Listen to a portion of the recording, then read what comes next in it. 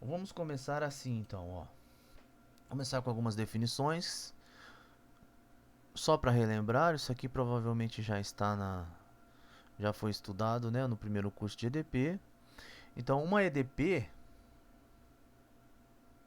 uma equação diferencial parcial, é uma expressão da seguinte forma. Ó, vou escrever assim, ó, igual está no livro. F. Então, ó, dk(u)x,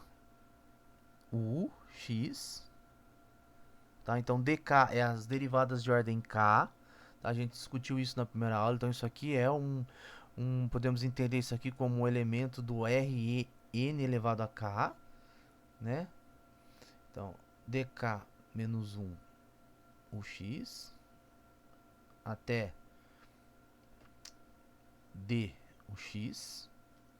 Dux é o gradiente, né? Mas o livro usa essa notação. Então, para manter aqui a notação, escrever dux, que é o gradiente, o x igual a zero. Onde x pertence a um conjunto U do Rn, que vai ser aberto, ok?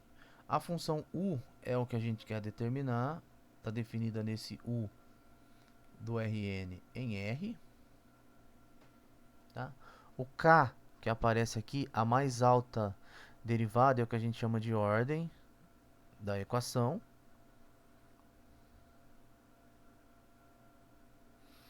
E a F, então a gente entende como sendo uma função do R n elevado a k, cartesiano R n elevado a k menos 1.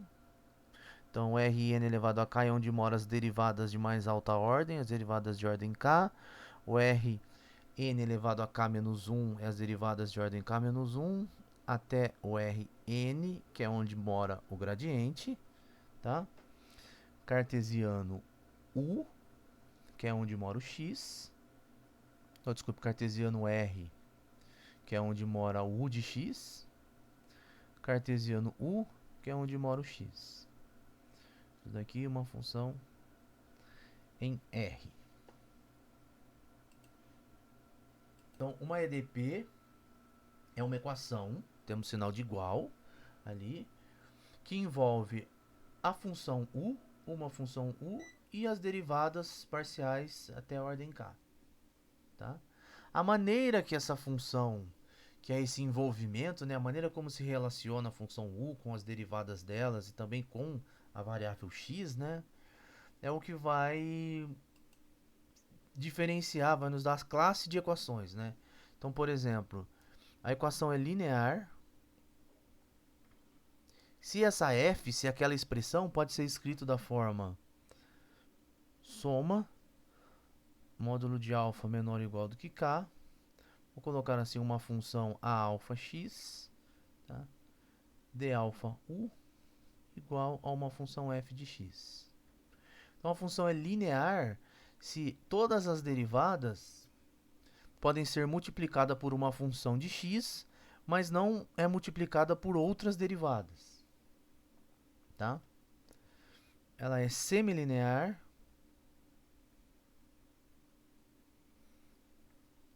se ela é linear somente nas derivadas de ordem mais alta, nas derivadas de ordem k. Aqui fica alfa x de alfa u. E aí nas derivadas de ordem menor podemos ter uma função, né, pode ter não linearidades. As derivadas de ordem menores podem se multiplicarem. Vamos colocar assim, né? Du u x igual a zero. Então ela é linear, ela tem uma expressão desse tipo aqui, somente nas derivadas de ordem k. Quase linear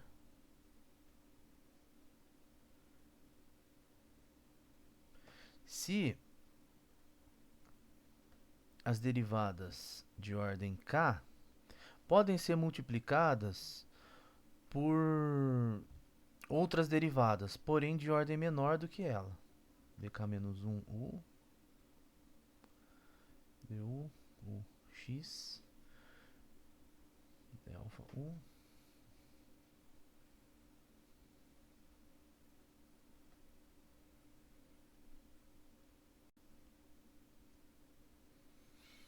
Então, as lineares apresenta é linear nas derivadas, né? Ou seja, as derivadas não se multiplicam, não aparece, por exemplo, derivadas ao quadrado, tá? Então, a derivada pode ser multiplicada por uma função de x, mas não pode ter pode ter derivada se multiplicando. Ela é semilinear se na ordem mais alta, nas derivadas de ordem mais alta, ela é linear, ou seja, as derivadas de ordem mais alta não é multiplicado por nenhuma outra derivada. E aí as derivadas de ordem menor do que k podem se multiplicarem. Quase linear, a derivada de ordem mais alta pode ser multiplicado por outras derivadas, porém de ordem menores. Tá?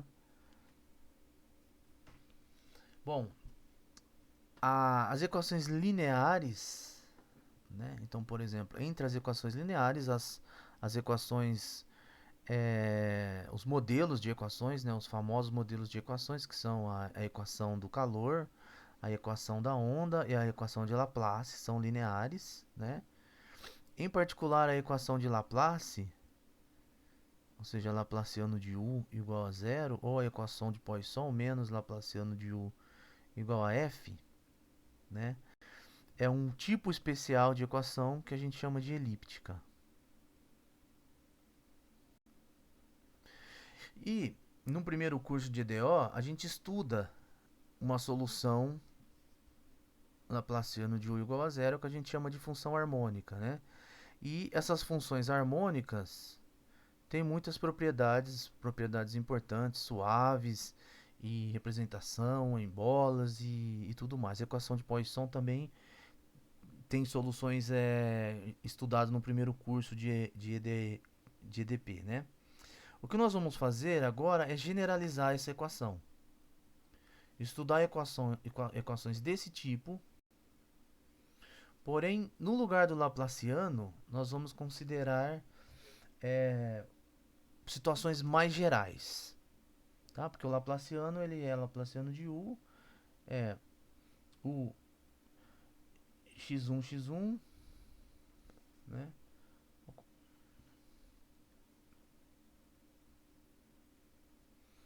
Mais o x2 até o xn, né? Então nós vamos considerar essa soma um pouco mais geral do que o Laplaciano. É o que a gente chama então equações elípticas de segunda ordem.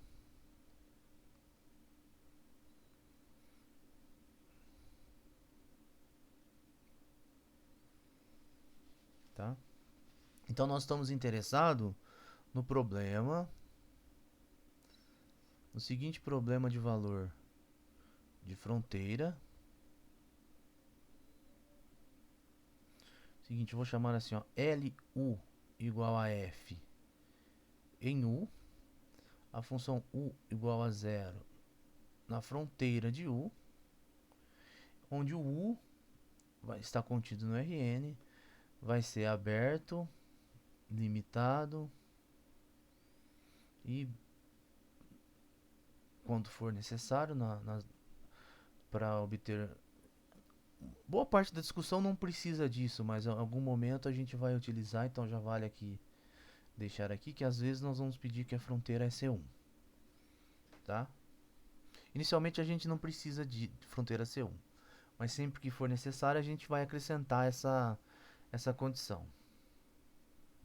E quem é L então, né? Então, U, e aí então, U vai ser uma função definida no barra em R, porque eu estou pedindo U igual a zero na fronteira de U. A F vai ser uma função de U em R, tá? E L é o que nós chamamos de operador diferencial parcial de ordem 2. Vai ser um operador diferencial parcial de ordem 2. Ou seja, ele tem uma expressão do seguinte tipo. Então, LU é igual a menos a soma IJ vai de 1 até N. Vou colocar aqui coeficientes A e J de x. Tá? Derivada de U em relação a xi. Tudo isso daqui derivado em relação a xj. Mais soma I vai de 1 até N. BX. O xi mais uma função cxu, tá? Então, isso aqui é o operador na forma divergente. Ou, sem ser na forma divergente, L de U igual a menos soma IJ vai de 1 até N, A e J, U, XI, XJ, tá? Mais a soma I vai de 1 até N.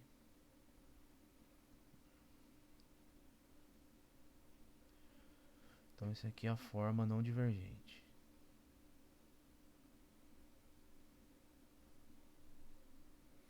Tá?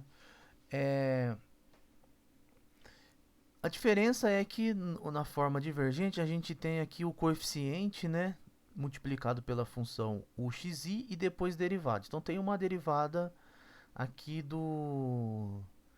envolvendo essa multiplicação de função, né? E dá para ver, né, fácil ver, distribuindo que se os coeficientes a e j, então deixa eu só anotar isso. Então, os a e j, as funções a e j, b e c, tá? São funções definidas em u e chegam em r, tá? É o que nós chamamos de coeficientes do operador.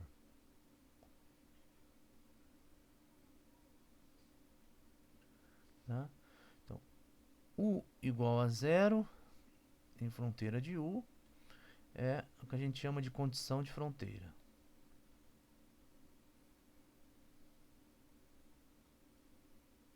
Como envolve a u e não derivadas da u, a gente chama a condição de fronteira de Dirichlet. Tá? E como a gente colocou aqui na condição u igual a zero, essa a gente acrescenta ainda homogênea. Tá? Então, nós temos uma versão mais geral do Laplaciano e a forma divergente e a forma não divergente. E é claro que se, né, o a e j x,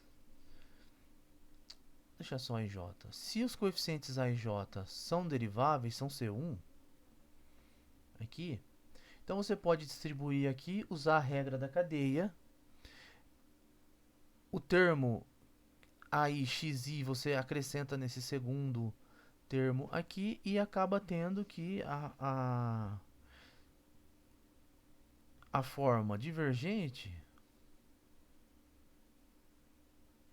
é equivalente a não divergente. Ou seja, é só fazer a derivada do produto. Tá? Só que você precisa que os coeficientes são C1. Legal. Então nós vamos estudar esse tipo de operador, esse tipo de situação. E a gente só precisa colocar algumas condições. Não vamos fazer tão geral, né? As condições para garantir, por exemplo, existência, unicidade dentro e que também nós vamos precisar basicamente de uma coisa que a gente chama uma condição elíptica. É o que vai dar o nome, é o que dá nome para a equação, né? Eu já vou escrever aqui. Então, sobre os coeficientes, a gente precisa de uma condição de simetria. A gente acrescenta, né? Ou seja, que o a e j é igual a AJI. Tá? Nós também vamos supor na nossa discussão que todos os coeficientes a e j B, I, C são pelo menos L infinito de U. Tá? São funções L infinito, limitadas, pelo menos quase sempre. Tá? E aí sim que é a condição importante, que L é uniformemente, a condição importante que eu estava falando quase agora, né? Ele é uniformemente elíptico,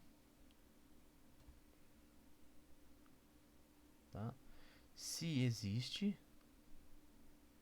um número real θ maior do que zero, tal que vale a seguinte expressão. Ó,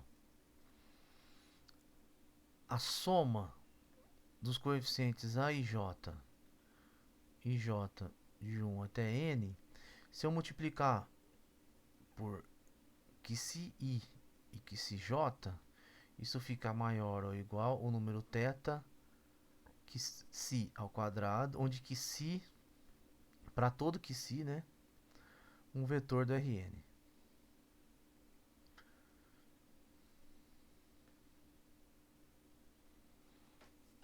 Tá? O que é isso, né? Para que isso? Olhando de outra maneira, se a gente, basicamente, nós estamos exigindo que se a gente definir a matriz AX como sendo a matriz formada por esses coeficientes A e J de X, para IJ, então a condição de simetria nos diz que essa matriz é simétrica. Tá? Essa condição aqui, a gente pode pensar assim, né? Você coloca o vetor aqui, deitado, a matriz aqui e o vetor em pé, né? Então, essa condição aqui uniformemente elíptico significa que essa matriz é positiva definida. Então, essa matriz A é simétrica e positiva definida.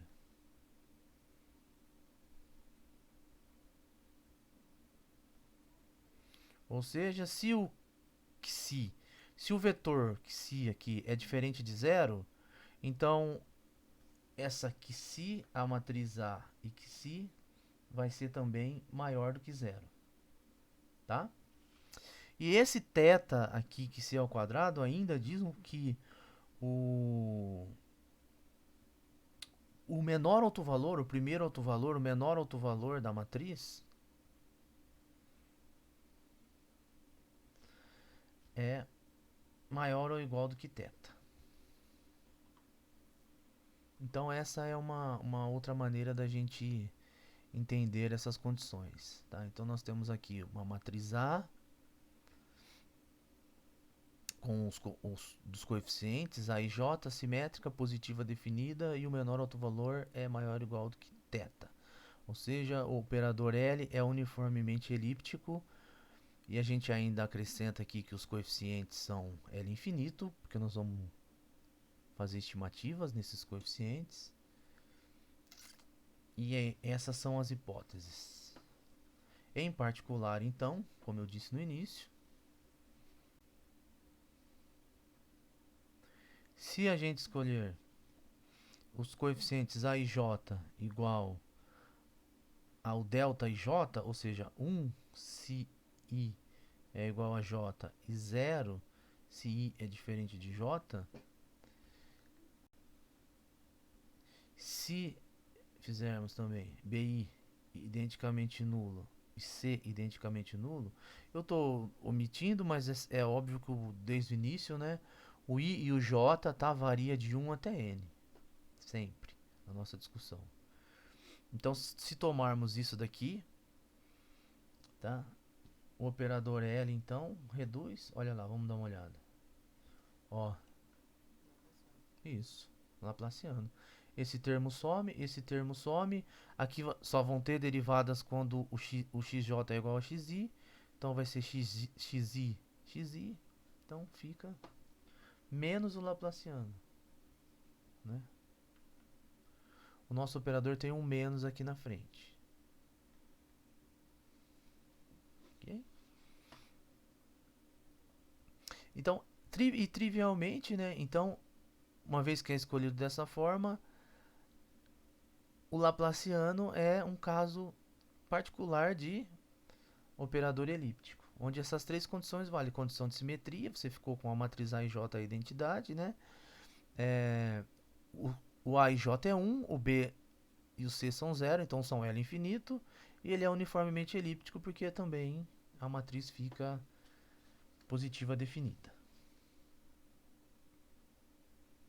Então, o que nós estamos fazendo é estudar aqui um operador, uma equação diferencial parcial, L de U igual a F, onde L é esse operador diferencial parcial de segunda ordem, um pouco mais geral que o laplaciano. E nós vamos ver que essa equação tem boas propriedades, assim como a equação de Poisson.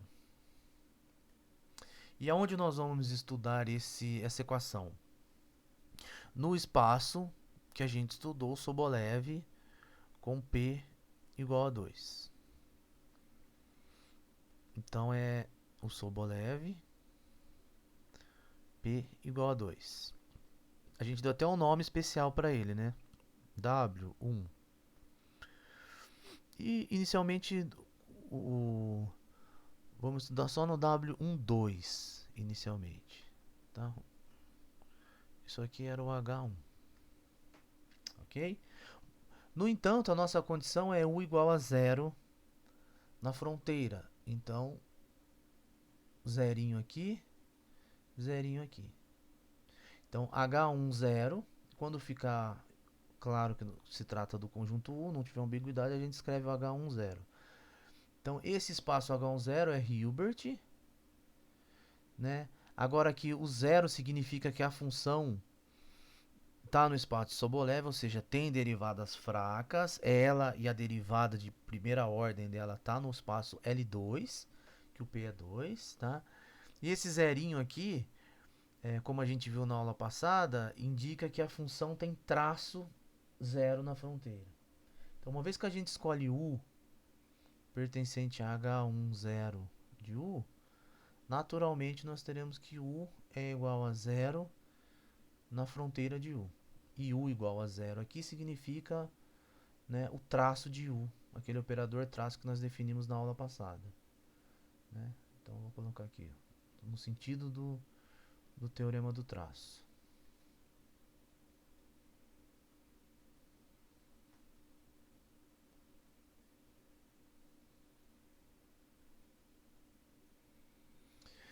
Só para destacar então, o H10U, ele tem a norma do próprio H1, né? É a norma U L2 mais a soma e vai de 1 até N das derivadas parciais L2, né? Quadrado, quadrado e aqui elevado a meio. Então essa é a norma no H1 e em particular no H1 zero. E essa norma vem do produto interno UV H1, que nada mais é do que UV L2 mais a soma, que o I vai de 1 até N, das derivadas UXI L2.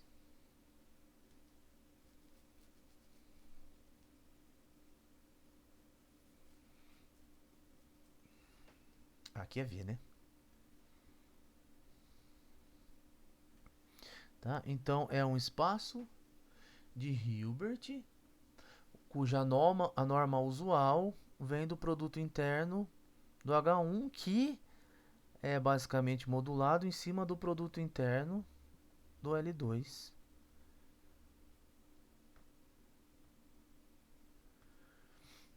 Ok? Então é esse o espaço que nós vamos trabalhar, buscar resolver aquela equação.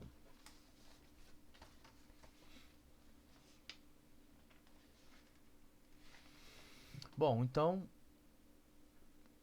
vamos definir a ideia de solução fraca. Então agora aqui nós vamos começar a ver como que as coisas funcionam de uma maneira quase que natural. Uma vez que a gente elegeu o espaço H10, que é um espaço de Hilbert, para buscar soluções daquela equação, a gente naturalmente vai ver como os teoremas, de fato, nós vamos ver como naturalmente os teoremas de análise funcional funcionam bem, tá? Então, a gente começa dando uma ideia de solução fraca,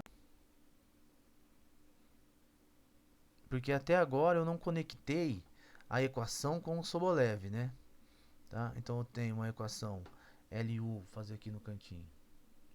Temos a equação LU igual a F, né? E como que eu conecto isso com H10 de U? Né? U igual a zero na fronteira de U. E essa equação em U igual a zero na fronteira, já nos indica que o H10 é um espaço bom para trabalhar, né?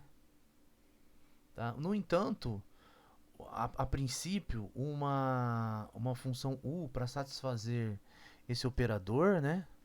Para satisfazer, deixa eu voltar aqui, para satisfazer esse operador aqui, né? A princípio, ela precisa ter duas derivadas, né? O xi, o xj, ela precisa ser duas vezes derivável, né? Então, nós vamos dar uma ideia de vamos transferir essa derivada para a derivada fraca. Tá? E nós vamos chamar a solução de solução fraca. Tá? E como é que a gente faz isso? A ideia é bem simples. Vou começar assim como a gente definiu derivada fraca, eu vou começar com uma motivação, começar com uma situação mais simples, na verdade só para motivar o que a gente vai fazer para poder integrar. Supor que a função 1 é C2 e que a V é C infinito C de suporte compacto de U. Vou supor que a U satisfaz a equação LU igual a F. Ou seja, IJ de 1 até N menos IJ de A IJ U xi. Vou fazer na forma divergente. XJ vezes... Ó, que eu vou fazer o seguinte. Então, se a U, isso daqui é equivalente a isso, né? Tá, mais a soma e vai de 1 até N BI. Vou omitir o X também, só para facilitar a escrita. BI U mais CU igual a FU. Ok? L de U igual a F significa isso daqui. Posso escrever isso porque a princípio eu estou supondo que U é C2. Que ele tem derivadas até segunda ordem. Se eu multiplicar essa equação pela função V, eu obtenho então menos a soma IJ de 1 até N, AIJ, o XI, o XJ, mais, só estou multiplicando, BIUV mais CUV igual a FUV, ok?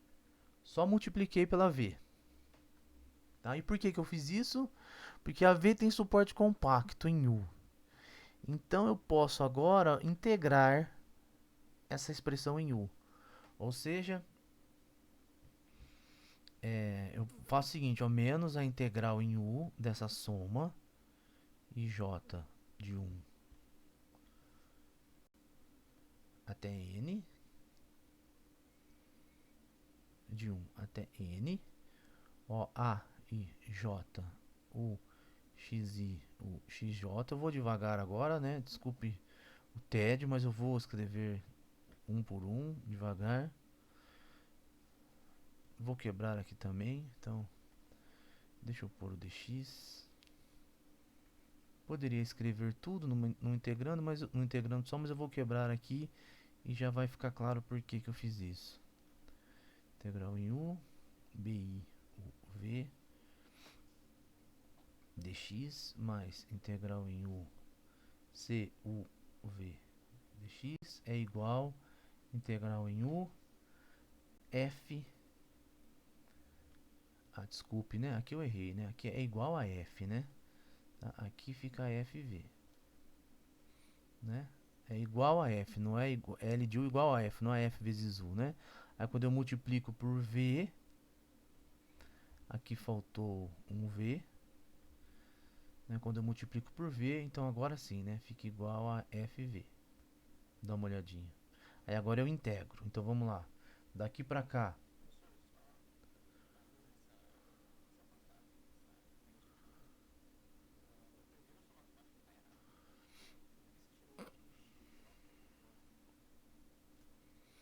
É, é assim, né? Tá, escrevi errado. Desculpe, vê agora se ficou bom, ó. Isso, XJ. V. Eu já tô adiantando o próximo passo, né? Agora aqui então integramos em 1. Isso. V. Pronto, já tô pronto. Tudo bem até aqui? Sim, né? Agora ficou bom. Vamos olhar só para essa daqui. Tudo bem então até aqui? Agora ficou bom? Certo. Tá. Isso. Tá. Legal. Vamos olhar para essa expressão então. Vamos integrar por partes. Então o que que fica quando a gente integra por partes? Fica, ó, A I J U X I V. Só que a V tem suporte compacto em U, né? Essa parte V na fronteira, né? A V tem suporte compacto em U, some. Tudo bem? Vou de novo, ó. Essa parte eu vou rascunhar aqui, mas depois eu apago, ó. Então vamos integrar por partes. Olha só para os coeficientes, fica, ó, A I J U X I. Então esse é seria a integral desse vezes V. Isso na fronteira de U, ok? Só que o V tem suporte compacto em U, então o V na fronteira, isso daqui fica zero, ok? Menos, só que eu já tenho um menos aqui fora, é por isso que esse menos fica aqui da fórmula. Então fica menos e menos dá mais, a integral em U da soma, né? I, J, I vai de 1 até N. Aí eu tenho A, I, J, U, X, I. E aí esse VJ, que era o que eu tava, que eu integrei esse termo em relação a ele, eu passo agora, derivo o V em relação a XJ. Tá? A ideia de derivada fraca, né? Eu peguei esse VJ que estava aqui na U e passei para outra função. Como tem suporte compacto, eu quebro. Tudo bem? Mais a soma. E vai de 1 até N. Integral em U. BI. UV dx. Mais integral em U. C. UV dx igual a integral em U da F. Aqui faltou a V. FV e do dx também faltou.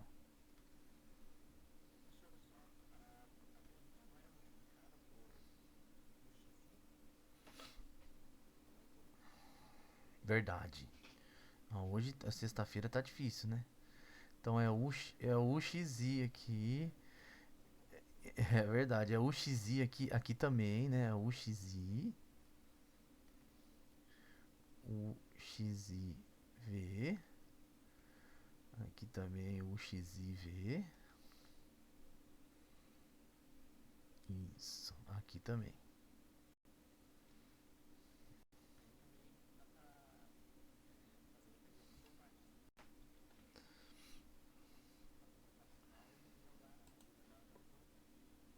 Legal, então chegamos nessa expressão. E agora, assim como a gente fez aquela discussão quando a gente estudou derivada fraca, note que essa expressão aqui,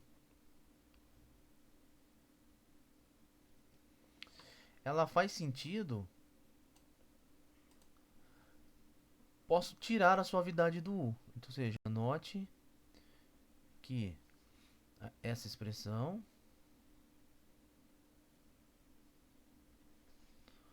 vale se a U pertence a H10 de U. Ok? E a V A V pode ser infinito, né? É zero de U. Mas eu poderia ser só H1 e a gente entender tudo como derivada fraca. Tá?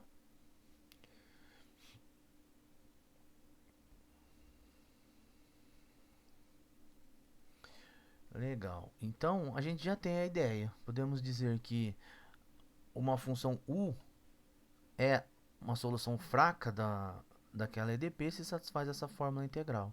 É assim que a gente vai definir. Só vou definir, colocar uma forma mais elegante porque eu quero fazer a seguir.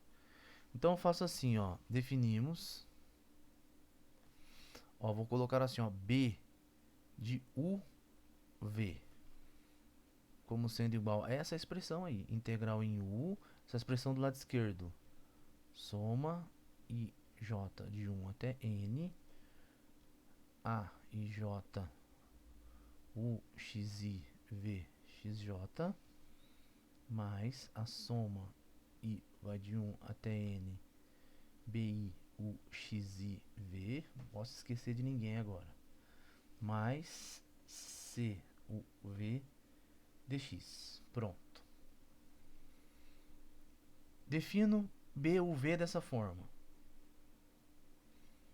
O que a gente observa? Que B, assim definida, é uma forma bilinear, que a gente vai dizer que é associada a L.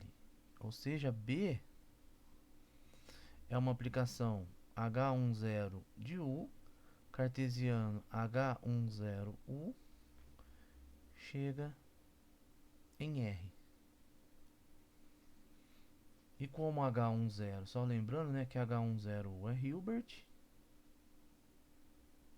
só lembrando disso. Então, facilmente ver que isso daqui é uma forma bilinear. Tudo bem? Então, agora sim a gente define. Então, agora sim a gente define, dizemos que U pertencente a H10 de U é uma solução fraca do problema que a gente estava lá, né? LU igual a F em U igual a zero na fronteira de U, tá? Quando o B de UV é igual FV, que é a integral de FV, né? No L2. Vou colocar L2, mas quando não colocar nada, fica... acho que eu vou deixar até sem. Às vezes eu coloco, às vezes não coloco, porque para não... Às vezes nós vamos fazer também isso no H1, mas quando não tiver nada, vai ser a mesma coisa que o L2, que é a integral de UV dx. Ok? Então perceba que essa expressão aqui, essa igualdade, B de UV igual a FV, produto interno de F por V no L2. Então essa expressão é equivalente à mesma expressão que essa aqui.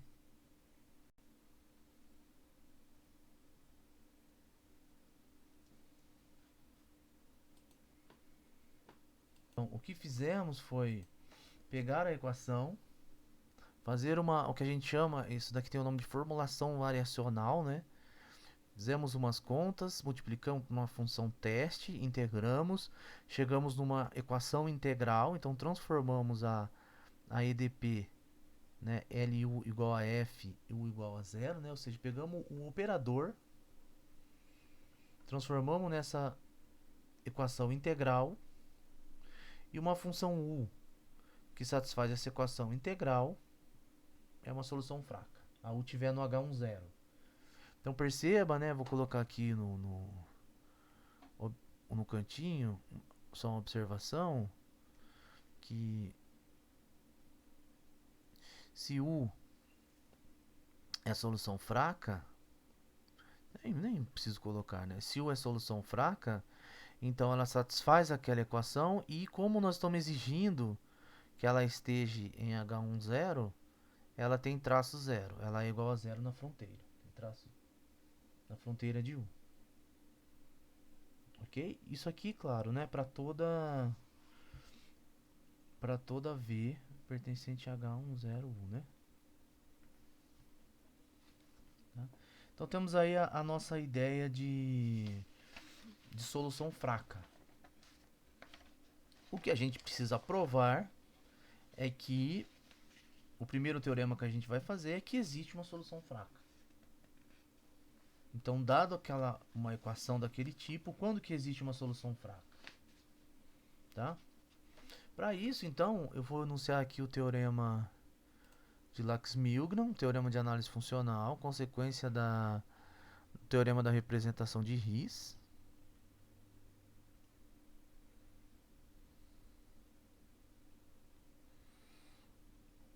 Esse teorema diz o seguinte, o teorema de análise funcional. Então, olha assim, ó, seja,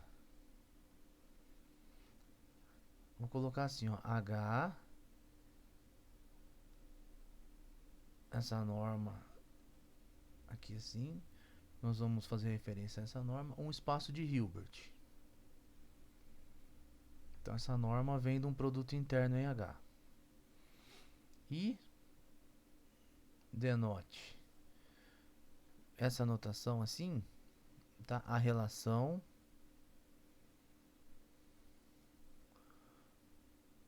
entre H e H estrela. Então, o que é isso? O que está dizendo? H é o Hilbert. H estrela é o dual de H. Então, se pegar um elemento F no dual de H, ele é um funcional linear. Então, ele é aplicado no elemento, por exemplo, V de H. Então, a gente usa essa notação. Às vezes até colocamos assim, né, H estrela, para dizer quem é os espaços que estão envolvidos. Tá? Ou seja, o funcional linear aplicado num elemento do espaço V, H, a gente usa essa, em vez de escrever F de V, a gente escreve FV. Vamos continuar então o teorema. Suponha que B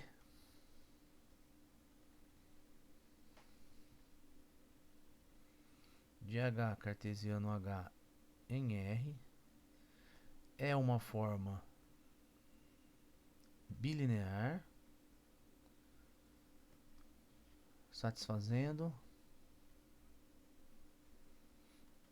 Primeira condição é o que a gente chama de contínua. Existe um alfa maior do que zero, tal que o módulo da B de UV é menor ou igual a essa constante alfa, norma de U, norma de V. E a norma aqui é a norma do H, tá? Para todo UV pertencente a H. 2, é o que a gente chama de cursiva. Existe um beta maior do que zero, tal que vai ser assim, ó, o B de U vai ser maior do que a norma de U ao quadrado multiplicado por esse B. Isso aqui para todo U pertencente a H. Então, se H é um espaço de Hilbert e nele está definida, nós consideramos nele definida uma forma bilinear contínua e cursiva, e se F de H em R, né, ou seja, F pertencente a H estrela, é um funcional linear contínuo,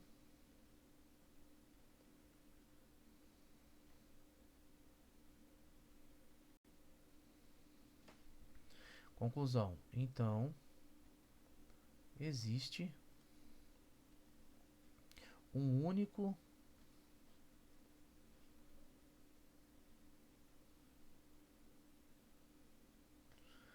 elemento U pertencente a H, tal que B de U V é igual a FV para todo V em H.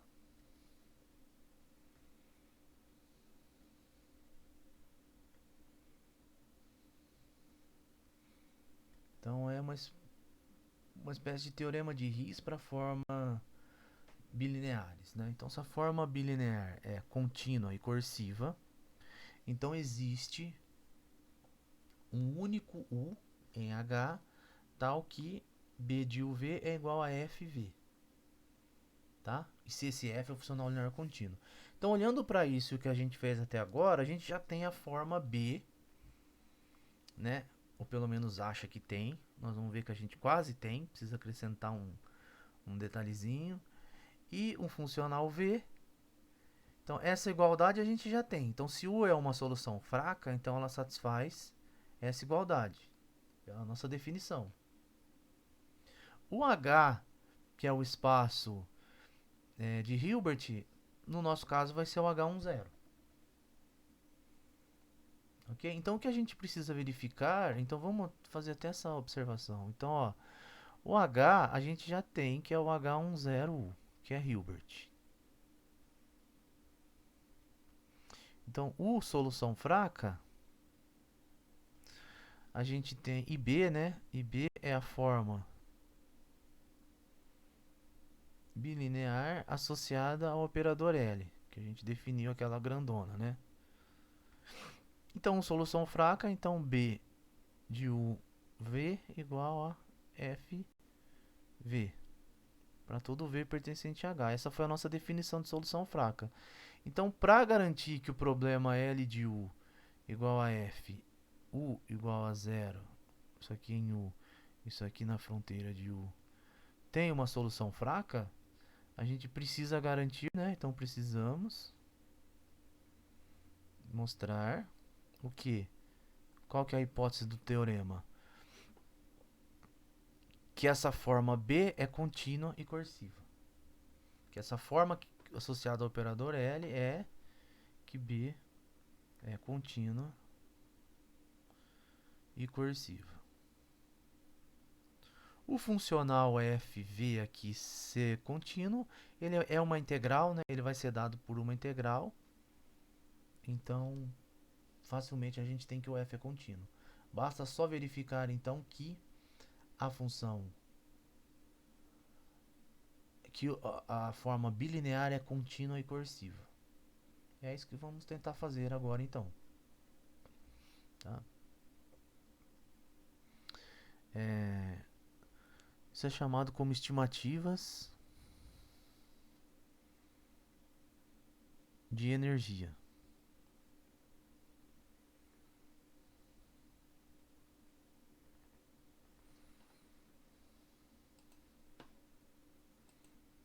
Bom, vamos então tentar obter a continuidade primeiro. Só para lembrar, colocar aqui para a gente lembrar.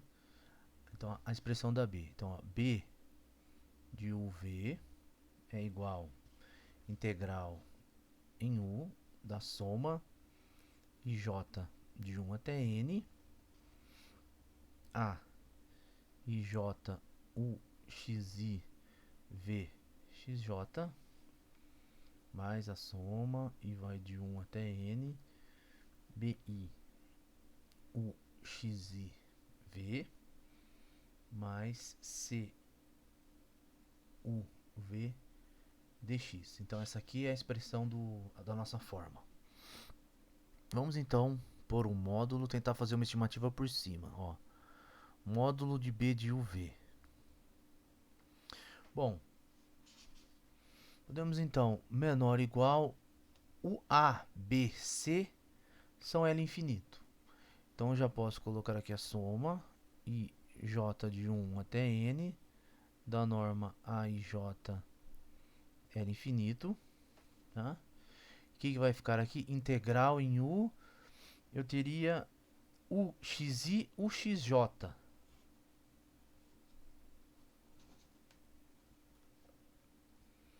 Tudo bem? Ó, o xi, o xj.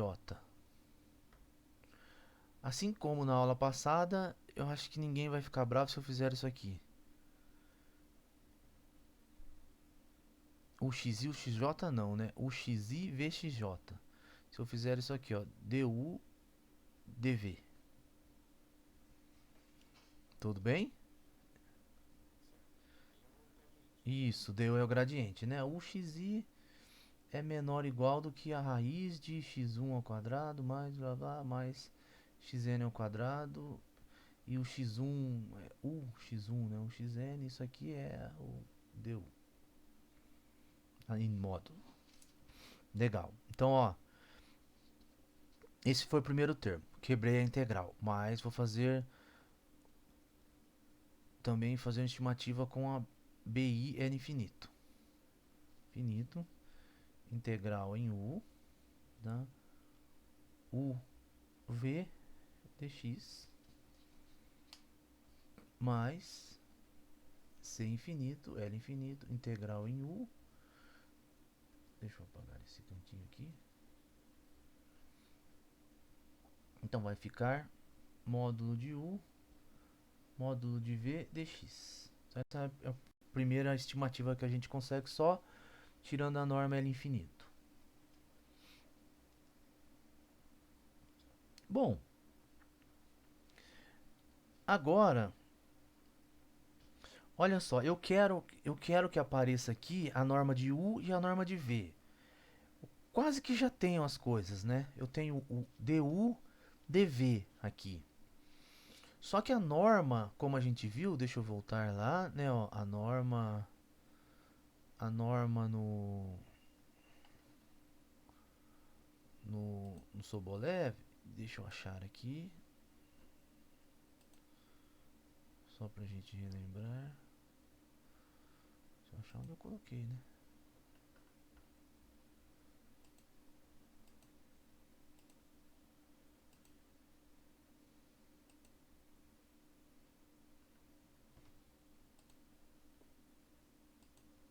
Então dá uma olhada, ó. A norma no H1 envolve aqui o gradiente, né, L2. A norma L2 na soma, né? E o que a gente tem ali é um produto aqui, ó, du. E eu não tenho 2 aqui, eu só tenho du. Então como eu faço aparecer um 2 aqui? O truque é holder. Se eu aplicar holder com P igual a 2, o Q, que é o conjugado, também é 2. Então eu fico, ó, holder só nesse pedacinho aqui, ó. Na verdade eu vou aplicar holder em todas essas integrais aqui, ó. Tô olhando primeiro para essa aqui. Então vai ficar, ó, menor ou igual a soma ij de 1 até infinito a ij L infinito. Então quando eu aplicar holder aqui, eu vou ter, ó, du, gradiente de u ao quadrado, elevado a meio, ou seja, du L2 vezes dv L2. Tá? Ó, a integral de uv, vou colocar aqui no cantinho. Então, em módulo, né? Por holder, isso é menor ou igual a norma de u L2, norma de v L2. Aplicando o holder com P igual a 2 e, consequentemente, Q também igual a 2. Tudo bem? Então, eu ficaria aqui com a derivada, o gradiente ao quadrado, a norma L2, o gradiente, e aqui também vezes a norma de V gradiente. Só que nós estamos no H10. Então eu vou colocar aqui, ó, holder e também a desigualdade de Poincaré, que a gente viu umas aulas atrás, que no H10, né, o gradiente é uma norma equivalente à norma de L2, o gradiente é uma norma equivalente à norma do H1, né? Então eu posso colocar aqui U H10U vezes V H10, talvez uma constante aqui C, tá? A mesma ideia aqui, ó. Soma e vai de 1 até N. BI L infinito. Só que agora eu vou ter a norma de U, a norma de V L2. Mas a norma do H1 é a norma de U L2 mais as derivadas. Então você ainda pode somar as derivadas. Ou seja, a norma de U fica menor ou igual. A norma de U L2 é menor ou igual do que a norma do H1. Tá? Então aqui eu posso colocar assim U H10U V H10U e aqui C, mesmo argumento, L infinito, norma de U H10U, norma de V H10U. E era isso que a gente queria, né? Então qual que é a conclusão? O módulo da B de UV é menor ou igual a 1 alfa, norma de U H10U, norma de V H10U, isso aqui para o V pertencente a H10U, e alfa é aqui o máximo dessas constantes. Isso aqui fica menor ou igual do que a maior de todas essas normas L infinito. Tudo bem? Ok? Ou seja, portanto, B é contínuo.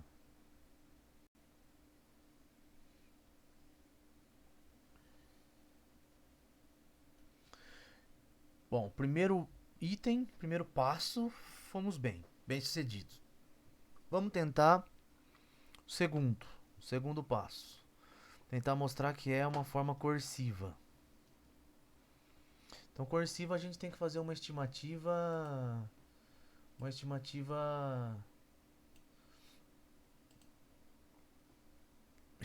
por baixo, né? Deixa eu apagar isso aqui que está torto.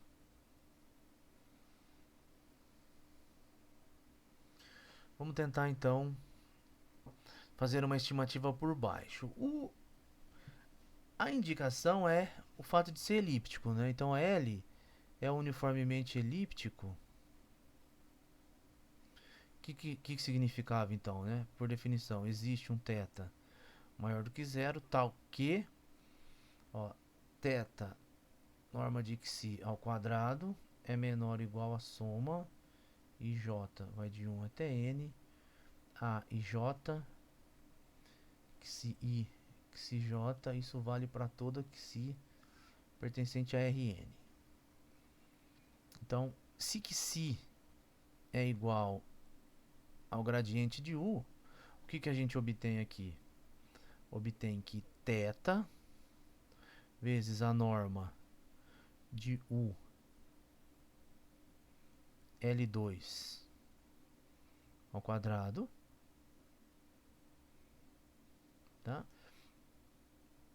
Na verdade, vou devagar, vai. Então, ó, nós obtém que θ du ao quadrado é menor ou igual do que a soma ij, vai de 1 até n, a ij, xi, xj. Eu coloquei, substituir o xi, o xj, substituir o gradiente no lugar do que si. Agora eu posso integrar isso em U. Integral em U. Mantém essa desigualdade. Tudo bem até aqui? Dá uma pensadinha. Só usei a condição de uniformemente elíptico. Tá. Agora isso aqui fica igual. Então olha o que eu vou fazer. Para fazer aparecer o operador, a forma bilinear, eu preciso somar o B, somar o C. Então eu vou somar o B, somar os itens que tem B, somar o item que tem C e subtraí-los. Então eu obtenho aqui, ó, B, vê se concorda, ó, de UU. Aqui eu tenho UU e não é o V, menos a integral em U da soma e vai de 1 até n, bi, uxi, uxj, mais cu ao quadrado dx. Agora isso aqui está dentro da integral. Tudo bem? Então eu somei esses dois termos para completar a forma B. Porém, como eu somei aqui na forma B, eu tive que subtraí-los aqui. Tá? Bom, isso fica então menor ou igual. Agora eu vou tentar fazer uma estimativa aqui, ó. B de U. Então, ó, eu posso tomar o L infinito. Então, a soma e vai de 1 até N. BI L infinito. Integral em U. Tá? Aqui tá errado, né? É DUU. Então, aqui, então o UXI eu coloco DU. Aqui, módulo de U. Mais C. Vou fechar aqui então a integral. Mais norma de C L infinito. Integral em U. De U ao quadrado dx. Tudo bem aqui? Tá? Então eu troquei o U. Como é negativo, eu coloquei tudo em módulo, né? Isso daqui fica menor ou igual do que o módulo de tudo isso daqui. Aí eu posso quebrar o módulo aqui dentro. Aí eu tomo a norma do sup, tiro o b para fora, fica norma aqui.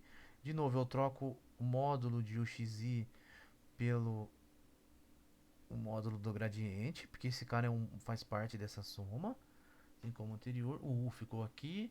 O c eu tomei a norma L infinito aqui. Tudo bem?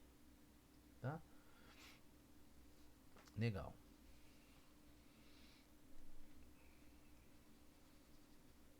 Bom, agora aqui temos que tirar um coelho da cartola. Porque se olharmos para o lado de cá, já está bom, né? Nós já temos o B estimado por baixo pelo θ e a norma aqui H1 usando o Sobolev, né? Agora, eu tenho um termo aqui que está sobrando. Eu queria que tudo isso aqui fosse zero a princípio. Não tenho como afirmar isso, tá? No caso do Laplaciano fica tudo zero, mas nesse caso geral não tenho como afirmar isso. Então eu começo a fazer umas mágicas aqui, vamos dizer assim. Tá? A primeira delas é fazer uma estimativa aqui, ó, mais vírgula para um epsilon maior do que zero temos. Vou fazer uma estimativa dessa integral aqui, ó. Porque essa multiplicação do gradiente pela função u,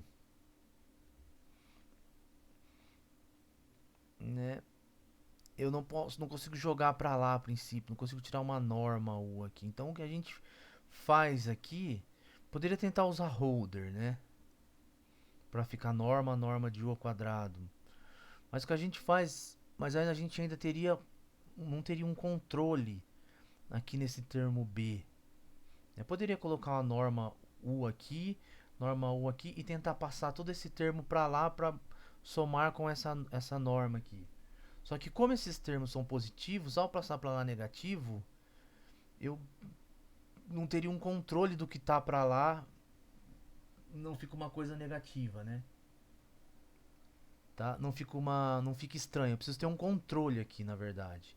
E o controle vem dessa desigualdade aqui. Vou colocar aqui no canto, ó. É chamada desigualdade de Cauchy com epsilon. Tá no apêndice do livro. Essa desigualdade diz assim, ó. Então se tivermos A, B e epsilon números positivos, a epsilon aqui tem um papel de parâmetro, né? A vezes B, multiplicação, é menor ou igual do que epsilon ao quadrado mais 1 sobre 4 epsilon b ao quadrado. Então, para qualquer número positivo AB, o produto AB pode ser estimado dessa forma.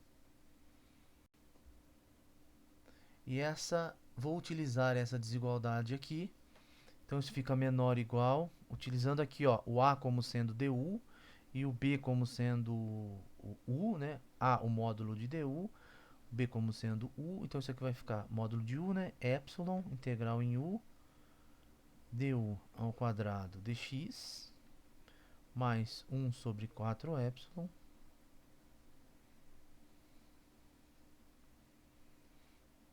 sobre 4 epsilon integral em U ao quadrado dx.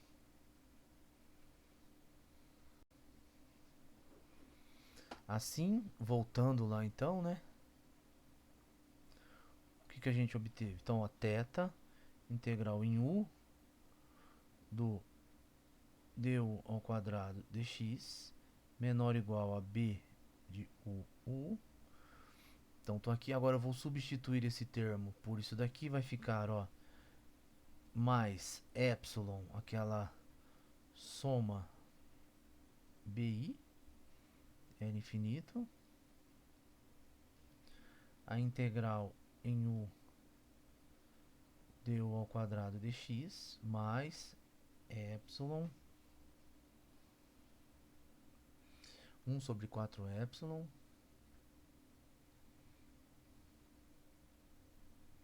soma do b ainda, norma de bi L infinito e vai de 1 até n integral em u ao quadrado dx mais o último termo aqui c L infinito integral em u de u ao quadrado dx. Por que foi importante fazer dessa forma e não holder direto?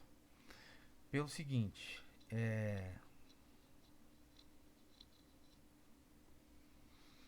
esse termo aqui agora apareceu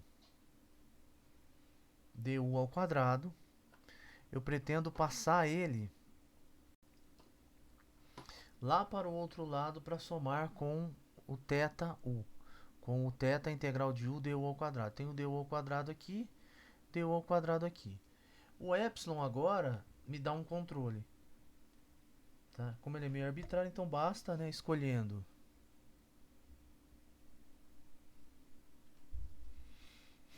epsilon para que essa soma aqui, ó, epsilon soma bi L infinito e vai de 1 até n, fica menor do que θ sobre 2. Porque, ó, então, se isso daqui fica menor do que θ sobre 2, eu vou passar esse termo aqui que está grifado em verde para cá. Então, vai ficar θ menos θ sobre 2, eu vou ter θ sobre 2. Então, do lado de cá, passando esse dali para lá, eu vou ter θ sobre 2, integral em u, módulo de du ao quadrado dx, ok? Então, só peguei esse daqui e passei para cá. Só que agora eu substituo, né, o epsilon, esse termo aqui, substituo por θ sobre 2. Quando eu passo para cá, θ menos θ sobre 2 fica θ sobre 2, que está aqui. Tá? Dx menor ou igual a b de u. Do lado de cá, então, ora, norma u ao quadrado, norma L2, todas as coisas que aparecem aqui é constante. Então, do lado de cá, eu posso escrever como sendo, por exemplo, uma constante c, integral em u, do módulo de u ao quadrado dx. Tá? E pela desigualdade Poincaré, esse du é equivalente a uma norma em H1. Então, eu tenho beta, norma de u, H1, 0u, para algum beta, né, menor ou igual. Porque além do θ sobre 2, eu vou ter a constante da desigualdade Poincaré multiplicando aqui, né? Tá? Então, esse beta é θ sobre 2 vezes a constante da desigualdade Poincaré, b de u. Da mesma forma aqui também. Vou colocar gama. Gama, norma de u. Aqui tem um quadrado, né? Porque não tem um meio aqui. Quadrado, h. Aqui eu posso deixar L2. Então esse gama aqui que ele escolhe é o C. Tá? Eu obtive essa expressão. Não consigo sumir com esse... A princípio não consigo sumir com esse termo gama. Porque para ser cursiva e aplicar diretamente o teorema, a gente teria que ter beta, norma de U, H1 zero ao quadrado, menor ou igual a B de UU. Então eu tenho esse termo aqui, né? A mais gama, norma de UL2, que aparece nessa estimativa de energia. Vamos colocar assim. Aqui é beta e gama são constantes positivas. Bom, então a gente não consegue aplicar diretamente o teorema de Lax-Milgram para o B, do como está aí, porque ela não fica cursiva. Então a gente tem esse termo aqui. Então o primeiro teorema de existência, a gente precisa dar uma transladar o operador de maneira a alcançar, né, a ultrapassar o primeiro autovalor. Tá? Vou enunciar então o teorema, o primeiro teorema de existência, de solução fraca, né? Teorema, primeiro teorema de existência de solução fraca.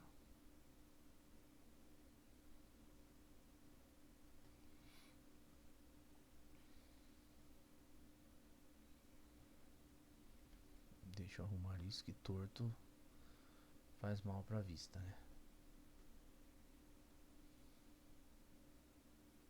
Tá, legal. Vamos enunciá-lo então. Então, qual que é a ideia? Então, ó, existe gama maior do que zero, tal que para todos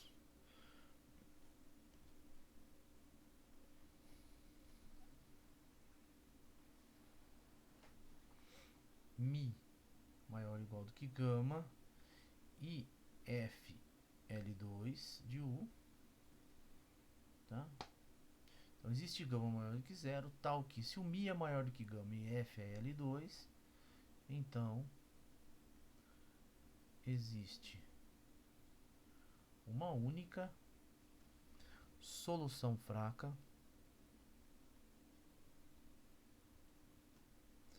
de, olha só, LU, só que agora eu tenho que mais mi U igual a F.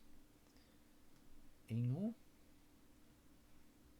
igual a zero na fronteira de U. Então foi preciso transladar um pouquinho o operador. Agora acabou, né? A demonstração está feita ali. Nós temos vamos só formalizar as ideias, mas a gente define a fórmula B associado a esse novo operador. Então, ó, e a gente aprovou continuidade e cursividade. Para mi maior ou igual do que gama, defina. Então, ó, vou colocar assim, bmi igual está no livro, bmi de uv igual é a b de uv mais esse termo que aparece aqui, mi u. Mas se eu tivesse integrado em u para buscar a solução fraca, então isso daqui seria a integral de mi u vezes v. Tá? Em L2. Isso aqui para todo o VH10U. E denote LU de U como sendo o operador LU mais MIU. Tá? Temos então, vamos lá, o que nós temos? O módulo BMI de UV vai ser menor ou igual a um alfa norma de U H10 norma de V H10. A conta é exatamente a mesma que a anterior. Vai aparecer só esse termo μv, mas você usa o mesmo argumento para escrever a norma u vezes v, tá? E agora a gente consegue a cursividade que não estava aparecendo, né? H10 ao quadrado menor ou igual que módulo de b de u. Como é u, não precisa colocar módulo. B de u. Então, como é que fica? Fica, ó, Bmi, né, aqui. Bmi. Fica, ó, isso daqui, se a gente fizer a conta, vai ficar aquela que está lá, ou seja, vai ficar B de U V, só que a gente tem que colocar mais o gama U L2, que é o que apareceu, que estava sobrando. E aqui ainda sobra o termo menos, que a gente deixa ele parado. Vou colocar aqui em cima verifique, então. Vou colocar aqui do lado verifique. Tá? Para verificar a conta, para ver que vai dar exatamente isso aqui, ó. L2 de U. Tá? Ou seja, a gente modificou um pouco a... Aqui é Mi também. A gente modificou um pouco a equação para que agora, olha só, isso aqui fica menor ou igual a Bmi de UV. Agora, gama menos U, norma de U, L2 de U. Só que a nossa condição era que o gama era menor do que U. Então, gama menos U é menor ou igual? É menor ou igual do que zero. Então, esse termo aqui fica menor ou igual do que zero. Então, isso fica menor ou igual do que... Ou seja, isso implica... Vou colocar assim. Que beta, norma de U, H10U ao quadrado é menor ou igual a Bmi de UV. Ou seja, então a Bmi é contínua. E agora a gente obteve a cursividade. Cursiva. Precisou trasladar um pouquinho o operador para obter que é cursiva. E claramente, né? Então, só para terminar, para poder usar o Lax-Milgram, a fórmula tem que ser contínua e cursiva. E o funcional, né, tem que ser contínuo. Então, para f pertencente a L2 de U, né, o funcional f v dado pela integral em U de fv dx, isso daqui é funcional linear contínuo.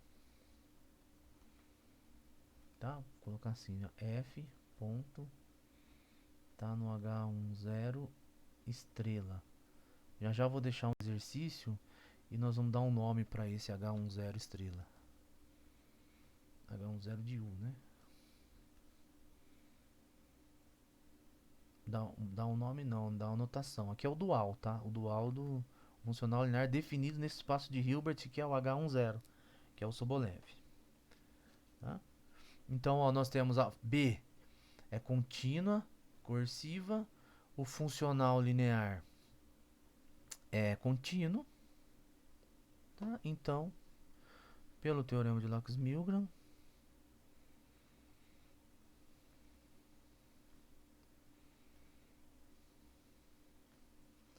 existe um único U pertencente a H10 de U, tal que Bmi. Então essa forma bilinear UV é igual a funcional f de f u fv UV aqui para todo V pertencente a H10U. É exatamente a noção de solução fraca, né? Para o problema transladado. Tá? Então a gente conseguiu garantir que esse problema possui uma única solução fraca. Tá? Em vista da cara do operador L, que é o mais geral do que o Laplaciano, e usamos o teorema de Lax-Milgrom, que é um teorema consequência de Ries, de análise funcional. Então a gente consegue resolver esse tipo de equação, né, de segunda ordem, elíptica, simplesmente fazendo uma formulação adequada no espaço adequado, que é o H1 Sobolev H10, tá? Então, fez-se a luz, né? A gente viu como a teoria se encaixou quase que de maneira natural. E se a gente comparar, por exemplo, com os primeiros capítulos do Evans, para tentar resolver a equação de Poisson, as representações e as fórmulas de Green e todo o trabalho que a gente tinha de tentar representar uma solução de uma EDP analiticamente, a gente vê que esse caminho que nós estamos tomando de achar o espaço correto para fazer a formulação variacional, embora não dê uma expressão explícita, analítica para a solução, mas eles nos dá caminhos que permite garantir existência e unicidade quase que de maneira natural, utilizando a estrutura do espaço, espaço de Hilbert e teorema de análise funcional. Tá certo? Tudo bem? Então, eu quero colocar aqui agora para finalizar 2 exercícios, que é basicamente repetir os argumentos da aula de hoje.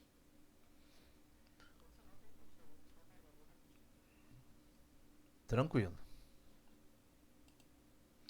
Bom, então o primeiro exercício, então deixa eu colocar aqui.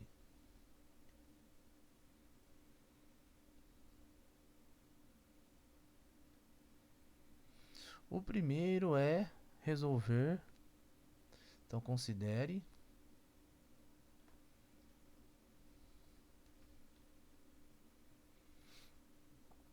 a equação de Poisson.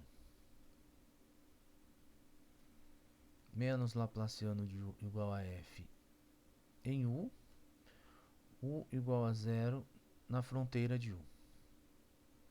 Então, U aberto, limitado. E se quiser, pode desenhar ele C1. Pode considerar C1. Tá? Então, o exercício é: defina solução fraca, vai fazer a mesma ideia, vai multiplicar por uma V com suporte compacto no H10, integrar e dar uma ideia de solução fraca, vai fazer as mesmas ideias que a gente discutiu na aula, só que agora a fórmula vai ficar mais facinha. Não temos todos aqueles termos, tá? E mostre que se F pertencente a L2 de U, então existe uma única solução fraca para essa equação. Tá? Então esse é o primeiro exercício. Mas eu não quero que você faça assim. Isso segue de um caso particular do que a gente fez. De fato é verdade. Eu quero que você refaça. Multiplique por uma função teste, integre, faça os passos, observe que essa função pode estar em H1. Repita os argumentos da aula nessa equação mais fácil. Tá? Faz a integração por partes, depois defina, olha, uma solução fraca é essa daqui, satisfaz essa equação integral, depois define a forma bilinear. Nesse caso, a forma bilinear funciona diretamente, tá? A continuidade, depois se discute a coercividade e mostra que existe uma solução fraca, tá? 2. O 2, vou fazer assim, ó, denote H a menos 1 de U, tá?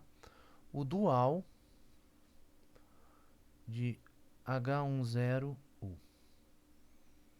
Então, é o comum nos livros de EDP, o dual do espaço H10 a gente chama de H1. Não é o dual do H1, tá? Então, H-1 é o dual do H10 e não o dual do H1, tá? Então, se F então, pertence a H-1 de U, tá no dual, a gente defina a norma, né, no dual como a norma usual do dual. O sup da F aplicada em U para U em H10 de norma menor do que 1.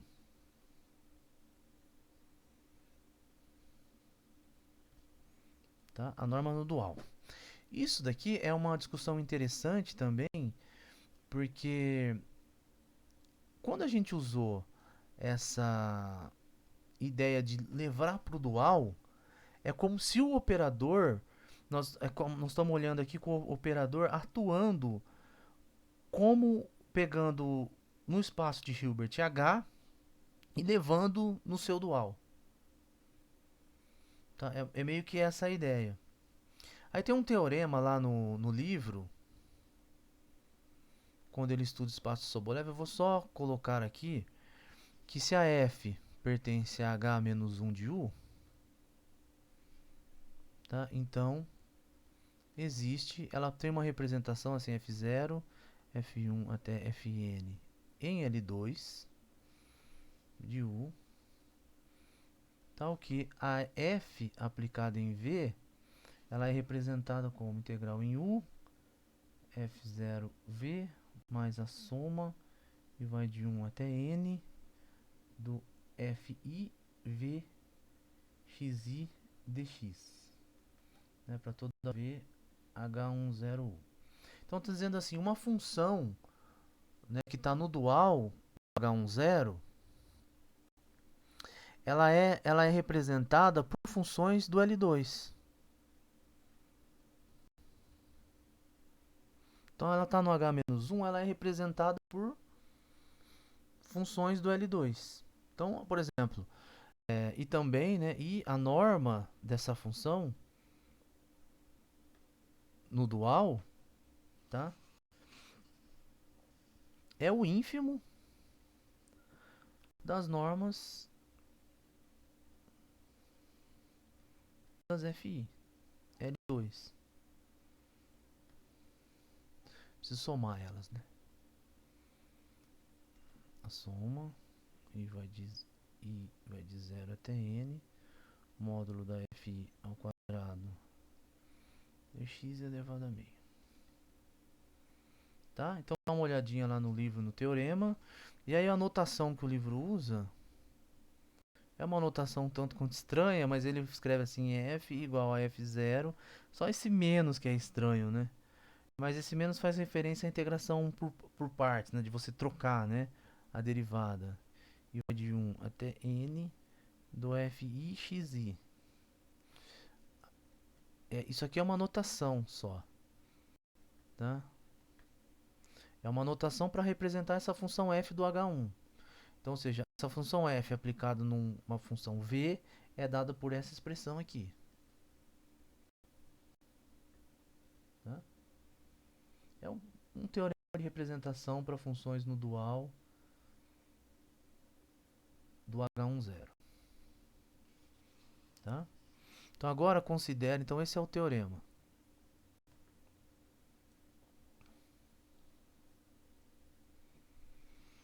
Tá?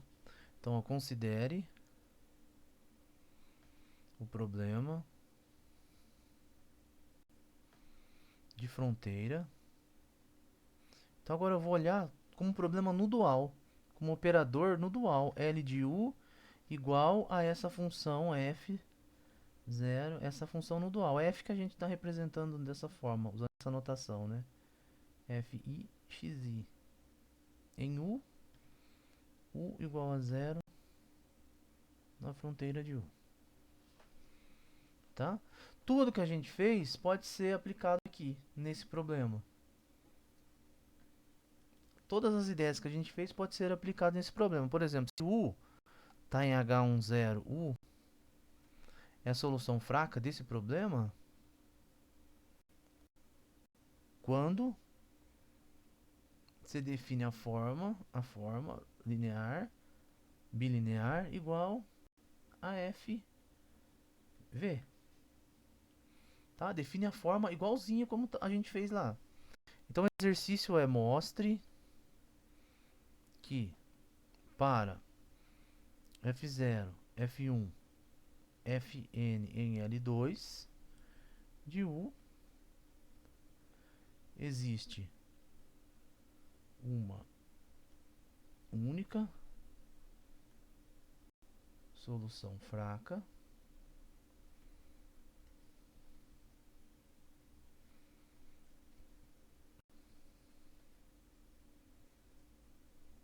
para... Tem que dar um passinho agora, né? μ igual a F0 menos a soma Fxi e vai de 1 até N. U igual a 0, isso aqui em U. Isso aqui na fronteira de U. É as mesmas contas, as mesmas ideias. É só para ver que esse exercício pede para você ver que aquilo que a gente fez, esse operador diferencial pode ser encarado como um problema no dual. Isso vai ser bem... Isso é muito utilizado principalmente quando a gente tem condições de fronteiras não homogêneas. Tá? E em particular, né, temos Lmi igual a L mais Mi I, assim, de identidade, né? De H10U no H a menos 1 de U.